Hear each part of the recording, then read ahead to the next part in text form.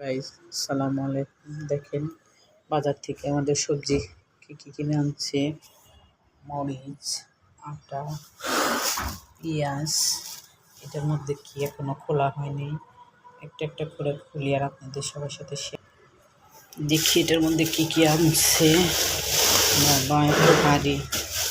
বেগুন, লাফা বেগুন, পটল, পটল, চাপাতি, চিনি, তেল,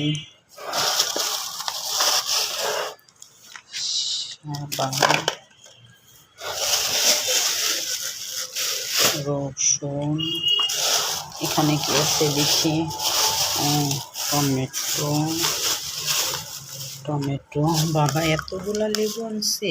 লেবু লাস্টে আবার আছে দেখি বাচ্চাদের খাওয়ার জন্য আনছে। লিচু। এই পর্যন্ত আজকের ভিডিও। সবাই ভালো থাকবেন, লাইক কমেন্ট শেয়ার করবেন।